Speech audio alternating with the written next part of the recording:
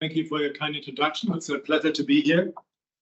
Today I will be talking about maintenance. Apparently there was a poll here and the overwhelming majority of you wanted to know something about maintenance scheduling. I will go into some detail, and I also will try to point out a few forward-looking topics that still require a little bit more work and that lend themselves for more.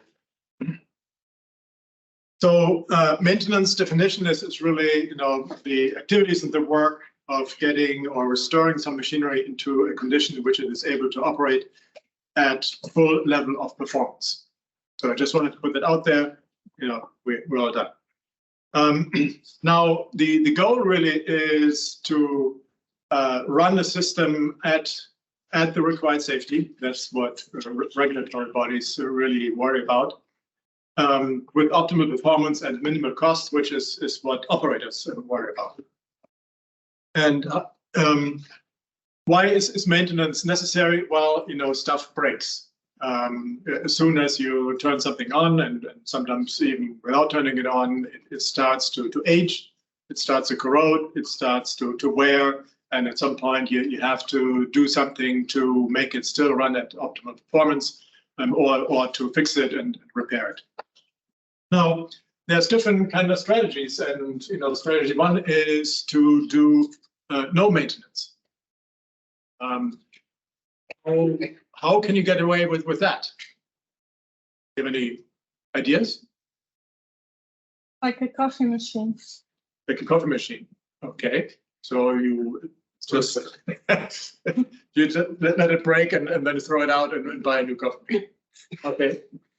Any other ideas?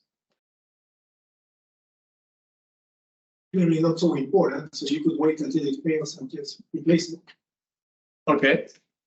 And that is commonly done for a number of things. But you could also do some action and you go to the design stage and design things out that could break.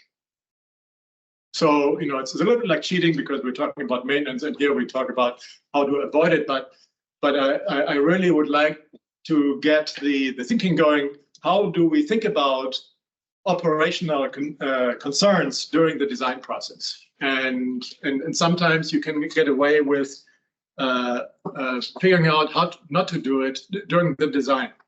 And here's an example. So what you see on the left is the Hubble telescope in space, and it has these fancy solar panels. They're on arms with hinges, and they can wiggle around and orient themselves towards the sun. And on the right, we have the Kepler satellite, which essentially has no hinges, no arms, but it has solar panels, which are literally just glued on the side of the spacecraft. And they don't have to worry about the hinges not functioning, the motors not functioning, not being able to unfurl the solar panels and so on. But there's a price to be paid, of course, right? So you have a much smaller surface. The yield of power is much smaller also. So, but this is a good example of how you can get away with no maintenance for that thing. All right, let's see. So this was the simple design. We can also think about building in some redundancies. So. Again, during the design stage, I can, instead of doing one, I do two of something, or three or four, depending on how concerned you are. And in fact, again, and this harkens back to my days at NASA.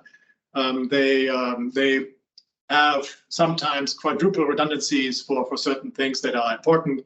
I remember they had, for example, some quadruple sensors for the fill stage of the external tanks of the space shuttle. And sometimes the redundancy comes back to bite you, though, because they had two sensors that said, oh yeah, the external tank is full, and two sensors that says it's not full. And so then, they scratched their head and they scrapped the launch and, said, well, maybe we shouldn't do the redundancy.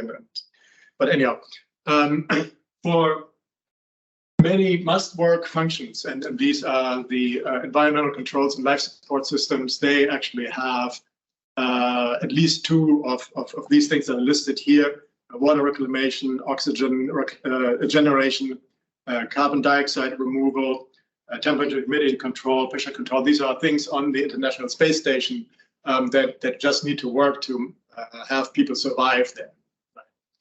They also, for guidance, navigation, and control, they have multiple of the same thing. For example, the CMGs, the control moment gyros, they have a few extra ones, and the other items here as well.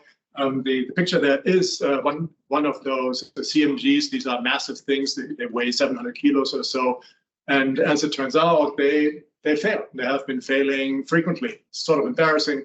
Little known fact, and they have been replenishing them. I think 3 at this point, and they have to ship up these kind of really heavy beasts one at a time when they fail, because they also when they have to replace one, they want to have another one that they can swap out at sometime in the future. At least be able to do that.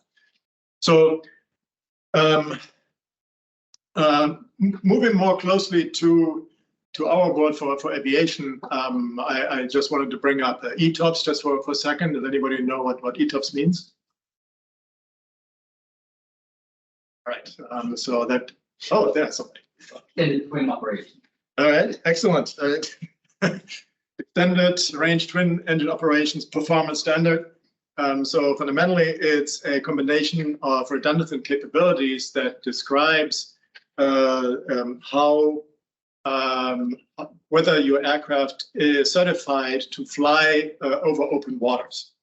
And it essentially describes that between departure and destination point, you have to be able to land at alternate airports with just one single engine within a certain period of time. And depending on how reliable your engine is, they extend that range. Maybe you have to do it within 60 minutes, maybe you have to do it within 2 hours. Now they're up to 4 hours or so.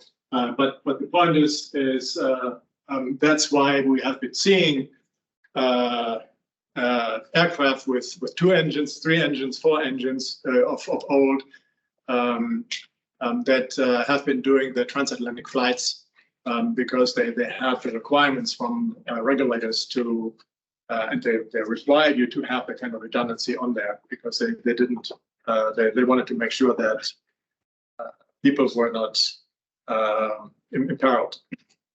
Now,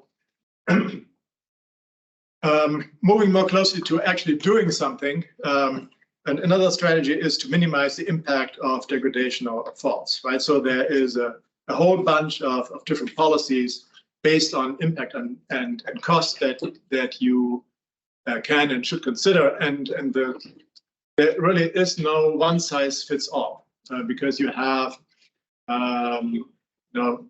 many thousands of components on your aircraft, and they all have multiple failure points, and so having a combination of all of those really results in a large multitude of possible things that can go wrong, and consequently also a large number of ways how you should react to it. So trying to come up with some sort of taxonomy, and this is a very crude one, but I'm going to use that just for illustrative purposes here. We can think of corrective and preventive maintenance strategies. Right? So corrective essentially is something happens and you're going to do something about it, hopefully, or not. In your coffee machine, you just let it break, but it's not as important perhaps. And preventive is you're trying to actually not get to the point where something fails and where you have a disruption of your operations, but you do some intervention to prevent that thing from failing in the first place. Now, for corrective, you have 2 different ways to go about it. You can do something immediately, or you can defer it. And in fact, regulators may force you to do something about a particular problem immediately based on the impact on safety. They're not going to let you fly if you don't fix that one thing, right? Or deferred. So there's some really wacky rules. For certain items, they say, well, it's sort of important, but we let you fly 5 times more, but then you have to replace it. And don't ask me how they come up with that, but essentially it's a way to provide you with a little bit of operational flexibility while still ensuring that you take something in a reasonably timely action. Now, on the preventive side of things, and by the way, these are not necessarily hard clusters. So sometimes it's a little bit of that and a little bit of that, but still for the purpose of trying to understand the different kind of strategies, it's nice to put it in these individual boxes. You also have these rule-based kind of schedules, and so it could be time-based. So fundamentally, after X weeks or months or years, you are going to fix something or replace something. So windshield wipers in California, once a year, usually in fall, you replace them. Doesn't matter whether they are worn or not. Windshield wiper makers want you to replace them once a year. Or use-based, right? So we see that in aircraft also. Every I forget 6,000 cycles or so, you have to put your aircraft into a C check, and there's some lots of overhaul is happening, and it's just based on that cycles. Doesn't matter whether the aircraft is in bad shape or not. It's being put into C check theory, or risk based. So that is really a little bit of a hybrid between those where the maintenance strategy is based on perhaps statistics, where they figured out, okay, so the mean time between failures is 6,200, and so they force you to do something after a certain amount of time because they figured that minimizes the risk of that thing breaking. Now, besides the rule-based, there's also the indicator-based schedule, right? So that's where the whole CBM strategy lies. And because now we're not just going after statistics or after time or something like that. Now we're actually measuring certain things, and we're trying to find out how bad is the part worn of the component, and do we need to take some action now or not? So there's the one that really just reacts again to the condition of the part, but then there's also predictive kind of elements. Here's where we see the whole prognostics coming to bear, where you're trying to assess, okay, what is the remaining life of the asset, which then allows you to, in a forward-looking manner, schedule maintenance, saying, okay, when is it convenient for me to do something? And so if I'm flying to Fairbanks in Alaska, and I get an estimate that my remaining life is another 10 cycles. Well, I may not want to do something right there. I may want to fly back to where my home base is, where I have access to parts, where I have access to maintainers, and so forth, and maybe even complete the cycle of flights per day, because at least in the States, each aircraft flies about 5 times per day. And then we have the prescriptive element, which goes even a step further. So it doesn't just say, hey, you have 10 flights left, which is nice to know. But the question that I oftentimes get asked by operators is, what do you want me to do? And so what prescriptive tries to do is to actually say precisely what you're going to do. And that is not as straightforward as it may seem, because you have to factor in other consideration as well, from logistics, as well as from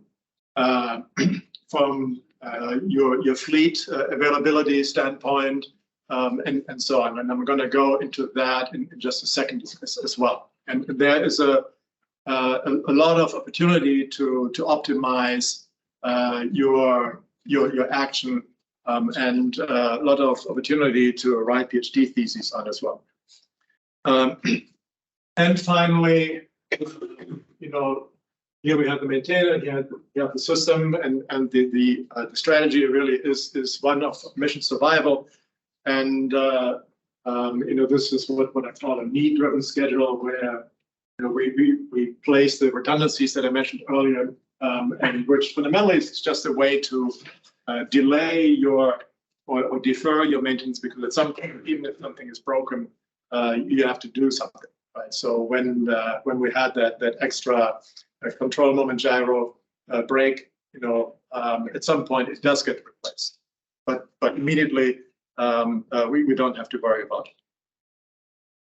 Now, going back to our strategy 2, where we try to minimize the impact of degradation and fall. The question then is, how does one commit to a particular maintenance plan? And that is also not as straightforward as it may seem. If our bike chain breaks, well, we just get a new bike chain and put it on. If you have an aircraft, things are slightly more complicated. And here is the sausage-making process of actually getting a particular maintenance action being committed into practice. And there's a lot of stakeholders that want to have a say in that. So that first the airline operators, right? They just want to fix the thing. But then there is the regulators. There's the EASA here in Europe, and there's the FAA in the United States, there's the CAA in the UK, there's a JAA in Japan, and so forth. And they all have their ideas about what it takes to have a safe kind of process.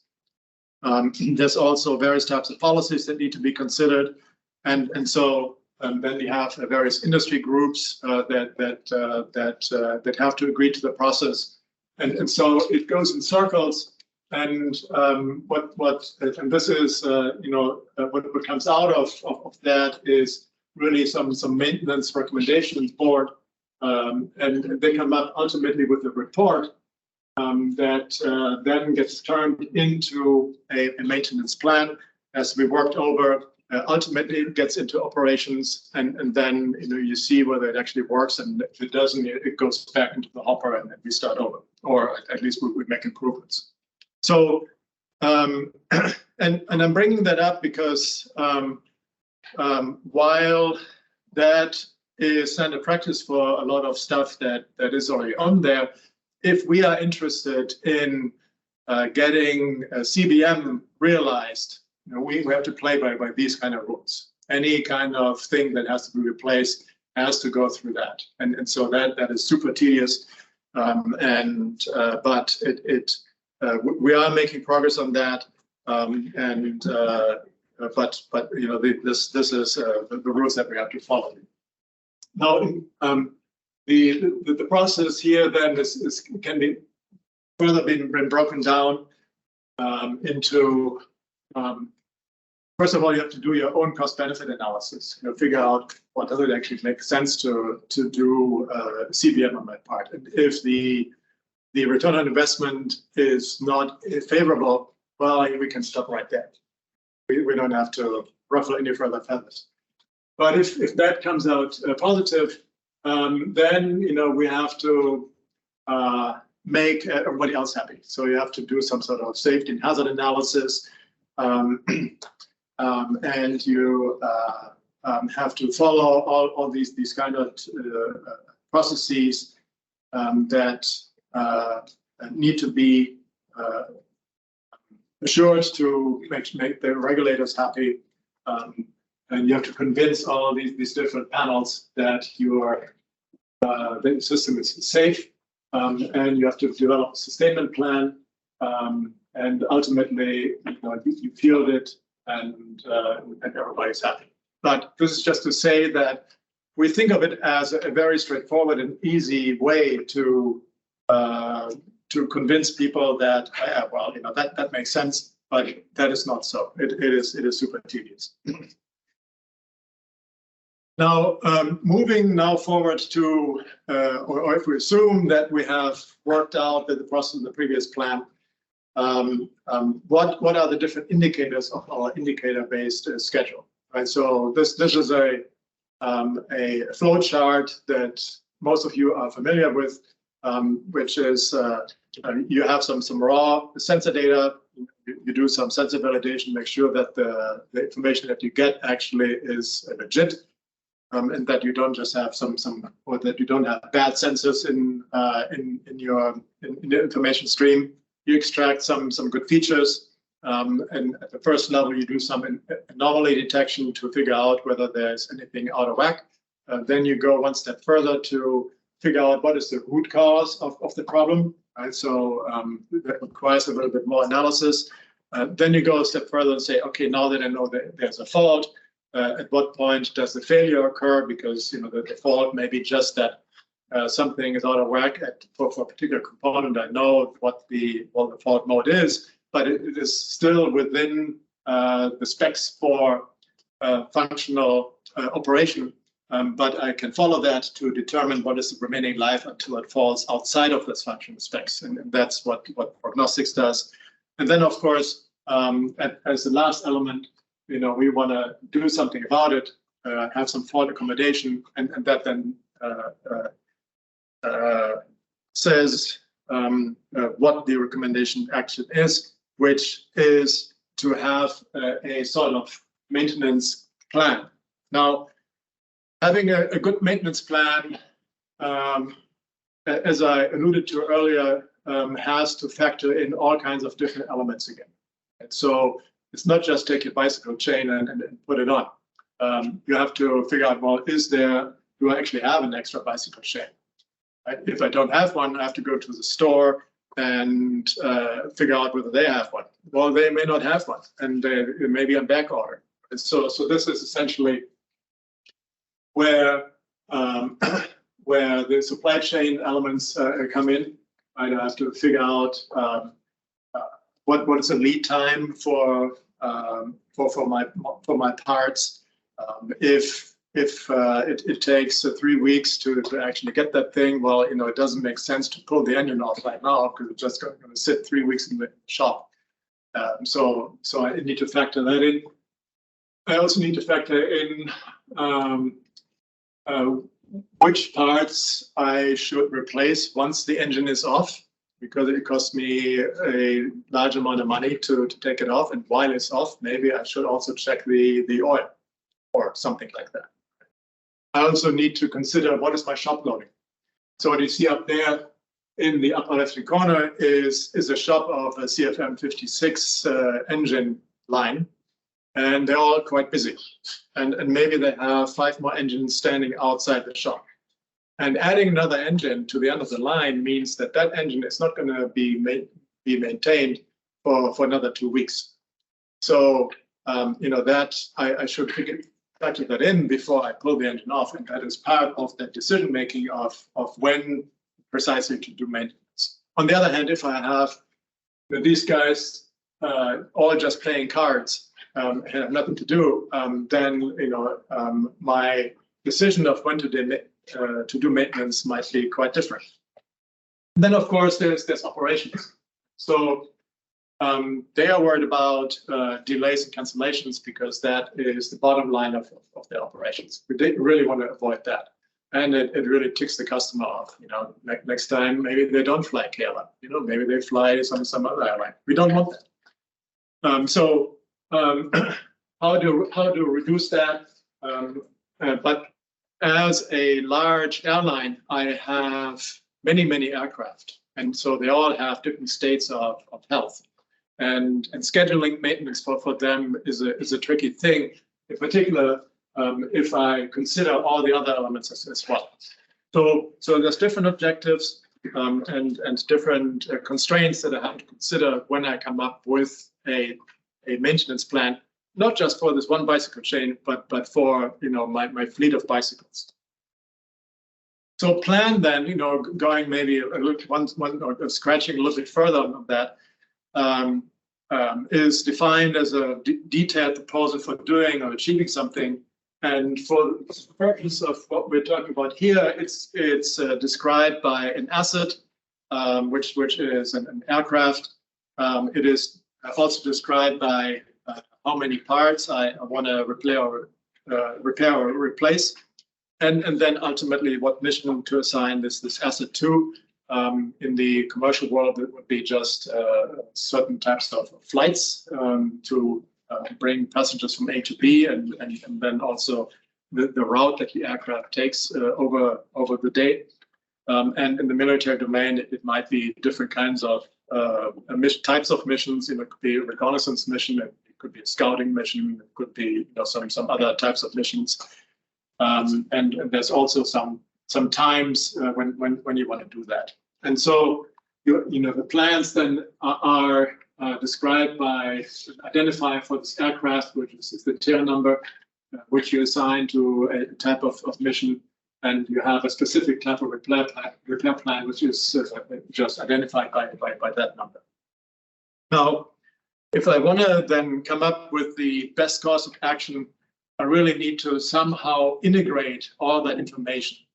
And I have, part of that are the asset condition and constraints that come from operations, supply chain, and maintenance. And then determining the course of action really is not trivial. I have all that information from different information sources, which I somehow have to automatically ingest, which in itself is already complicated. But I also have partly conflicting information. And so that I have to sort that out in an automated fashion. I have uncertainty with pieces of information. Unfortunately, our prediction of when that part will fail is not deterministic, right? There is some uncertainty involved with that. I have a probability density function around my prediction. For a whole bunch of reasons, we can go into that too, but maybe not today. As well as any other information source has its own own uncertainty as well, and somehow I have to deal with that as well. And there is a large possible setup. I can exchange my bicycle chain, but maybe I just replace that little part that is broken, or maybe I just loop it. Or maybe I stretch it. I mean, there's a whole bunch of different things, or combinations now. And obviously, for aircraft, the combination of actions is even much larger. And sometimes it's not even very clear if you have a diagnosis for what's wrong, what exactly to do. So, in fact, aircraft makers oftentimes have a set of actions with a likelihood of success to solve the problem. So that too means it's not necessarily deterministic. Even if it seems clear that the part is broken, what you do about it may not be quite as clear. And then you have partially conflicting goals as well. One is I want to get the thing as quickly out as possible. The other one is have some even shop loading, and so the two may not necessarily agree with each other. So having here some repair utility, operations utility, there's going to be a number of different solutions where this one here maximizes the operations utility constraint, and this one here, the repair utility. Then you have something in between. And of course, things are looking much uglier when you're looking at all possible actions, right? So you have a multitude of solutions, and this is just a cartoon, obviously, where you have, say, availability and mission capability, and instead of 16 that I put here on the map, these are going to be 16 million, right? So you have a huge set of actions that you can consider. Of course, the vast majority of those are suboptimal, and so you don't want to consider those.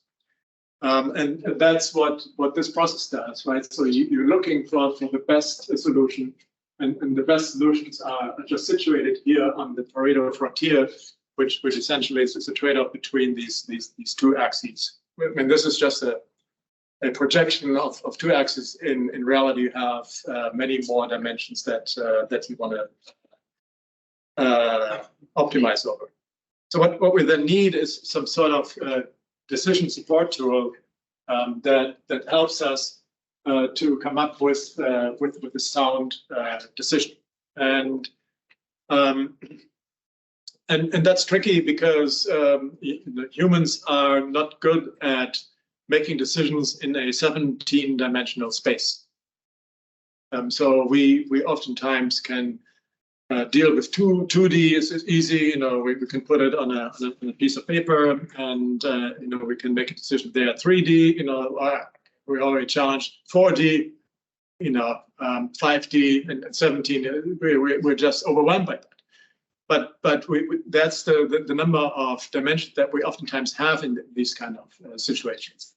So what we then need is to have some sort of mechanisms that helps us in discovering these optimal decision alternatives and evaluating them, but also then to have some mechanism to help us come up with that optimal solution, because on that Pareto surface, we only really want to pick one, right? Because if I go to my maintenance person, I don't tell them, okay, here are the 748 optimal solutions. I need to give that person concrete instructions what to do.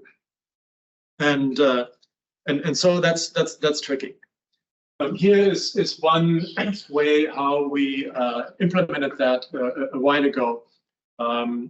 What you have there is information about your piece. You have some information about your design as well as its parameters. Then you also have information from your prognostic and diagnostic system, which comes in the other arrow there. And then you have to have some sort of mechanism to evaluate how well is that solution doing. And evaluation means you have to be able to express the utility of that solution. And that may sound straightforward, but it is not necessarily. You have to quantify, is it good or is it not good? And some of the performance measures that are used here are your time to repair, failure avoidance, mission readiness, car turnaround time, remaining life, and so on. I mean, there's many more, but I ran out of space. And so then what you do is you have some sort of multi-objective optimization mechanism that comes up with optimal solution. It turns that around. It then has to have some way to communicate to a user these optimal solutions. And there has to be some sort of human system interaction piece where the computer and the humans collaborate and agree on what is the next step. So that is also important, that you are able to present the information to a user so that they can make the right kind of decisions. And then ultimately you want to commit to your final maintenance plan and send it off to the person who does it. So how do we do that? Well, I can phrase that as the problem M sub t, where this is a set of missions that have to be satisfied in a time horizon t, where each lowercase m is described by design, mission reliability, mission capability, and set constraints related to time within which the mission is to be met. You have a set of available assets A, and you have a set of inventory of parts P, and then you can set up your optimization problem. You can have some sort of assignment, B to A to M, and so forth. And then you can go about using your favorite optimization tool. Back then, we used genetic algorithms to do that, but there's a large set of things that you can do to do that. Here's an example for one particular set that of plans that we evaluated. We started out with 32,000, and after an exhaustive search and evaluation of the plan space, it was reduced to 7,800 plans that were optimal per definition of what I showed you earlier. But then not all of them are feasible. Right? So you also have to distinguish between what is an optimal plan and what can actually be carried out. But that's still a large number, and that's then where you go into the interactive mode and present the results to the user, whittle it down to ultimately 1 to 5 plans, and then you pick one and go with it. Here's an example and a very crude kind of way to present that to a user. Just use MATLAB to hack that up, but I think it gets the point across where you have essentially your set of solutions, which is projected into a 2-dimensional space, and it's a huge mess. So these are all the optimal solutions. Obviously, down here it says these are not feasible, not feasible. Well, let's take the feasible ones. So we already get rid of a large number of those. We can zoom into that and say, well, okay, as a user, I want to focus on the ones that are a nice trade-off between these 2 dimensions. And now I take a closer look at that, and they are broken down by each of those dimensions along these axes, and I can then also choose along that axis where I prefer my final solution to be. And I say, well, I want this particular fixed rate is important to me. So just select those, and then ultimately, these are the details of the ones that you come up with, and you pick one, and we're done. Right? So this is one way to do that.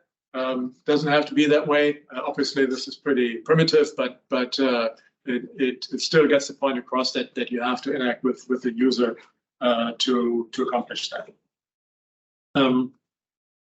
Now, I wanted to also socialize with you one other way to do that, which is a little bit more advanced, and that has to do with self-adaptation. As we are talking about prognostics and as we're talking about maintenance, we are now also entering a domain of autonomous operations where we send systems off their merry way, whether that is drones or spacecraft, and they have to be able to fix themselves. And so that is an active area of research where you are thinking about the resilience of the system. So such a system has to be reconfigurable. Not so good. Okay, so I'm going to go quickly through that. It has to understand its own capabilities. It has to understand its own state of health, and it has to be adaptive. It has to respond to a particular state of health that is not favorable. I have to again be able to describe what is the resilience of my system. There's some sort of performance. If I have a disruption, my performance drops down. It stays in that state for a while. There has to be some recovery, ideally completely, but maybe not. Even if my recovery is not complete, that's still better than where I started. What I can do to accomplish that is again to tap into redundancies, but they don't have to be direct. They can be functional redundancies. Right? So they can be logical redundancies. They can be real things where I have some actuation, where I built in some switches into my system, where I can bypass certain things, or where I can enable certain things. Either these are electrical or they are mechanical. And we were actually working on a autonomous shipboard. This is the Sea Hunter, which DARPA built. It it was tasked to go autonomously, meaning there's nobody on board from San Diego to Hawaii, which they did, except they had some engine problems, and somebody actually had to go with a chase ship on board and fix it twice. And so that prompted a call for action. Say, hey, we need to have a system, an autonomous system that can actually survive and deal with its own problems. And so we worked on a DARPA problem that that essentially considered that. We focused mostly on the control system to overcome certain problems with the fuel injection system in the diesel engines. But we also look at the operational slack that you may have in your mission goals. So in other words, what you can leverage is time. And you also know, there's a whole bunch of missions, primary mission goals, secondary mission goals. Primary mission goal may be return to port. Secondary mission may be loiter over a certain area to find, subs or whatever. And maybe, your drivetrain is broken but you can hobble back to port. That's good to know. And I can shorten my secondary mission goal, right? So I have to be able to integrate both the mission goals with the reconfiguration, with the onboard reconfiguration, and that is a very powerful way to deal with that.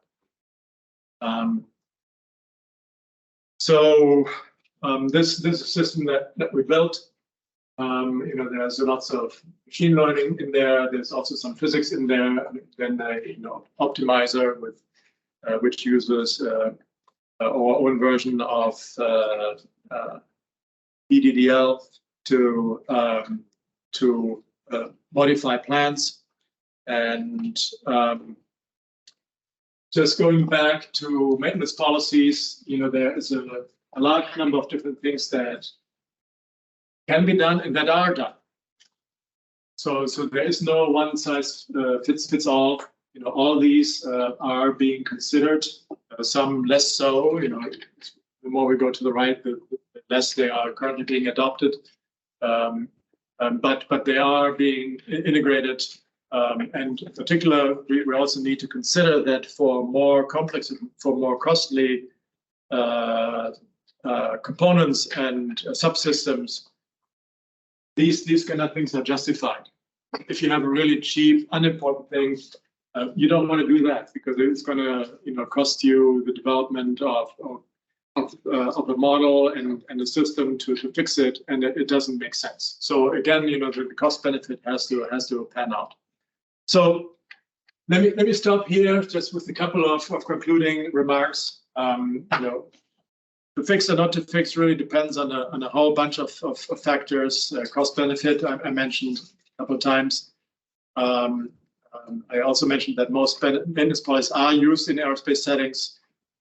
We need to remember that it is not straightforward to have a particular solution adopted as a maintenance practice.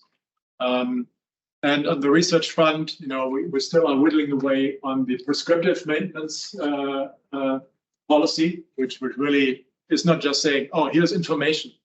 It says, and this is what you're going to do about it. So that's very important. And then the last thing was the self-adaptation to embed the decision-making in actual reconfiguration or replanning or rescheduling. And that's what I have.